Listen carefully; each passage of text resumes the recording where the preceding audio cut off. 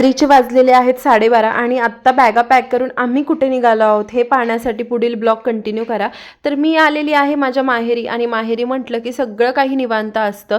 तर 4-5 दिवस झालेले आहेत मला येऊन आणि त्याच्यानंतर हा गॅलरीचा सुंदर असा व्ह्यू तुम्ही बघू शकता। किती सुंदर जास्वंदीची फुलं दिसतायत, काय सांगू, मन अगदी प्रसन्न होऊन गेलं बघून। बाहेरचं वातावरण सुद्धा इतकं सुंदर होतं ना की गावाकडचा पूर्ण फील इथं पुण्यामध्येच येत होता। वाटतच नव्हतं मी पुण्यामध्ये आहे, इतकं छान वाटत होतं गॅलरीत आल्यानंतर। तर त्याच्यानंतर 4-5 दिवसांपासून आमचं चाललं होतं की तुळजापूरला जायचे म्हणून, पण हो नाही चालू होतं। फायनली आम्ही निघालेलो आहोत तुळजापूरला जाण्यासाठी। रात्रीचे 12:30 वाजलेले आहेत आणि कोणाचं काय राहिलं हे सगळेजण चेक करतायत। छान इथे बॅगा रेडी करून बसलेले आहेत आणि अध्यायची एक्साइटमेंट तुम्ही पाहू शकता, खूपच एक्साइटेड होता तो। शेवटी गणपती बाप्पाचं नाव घेतलं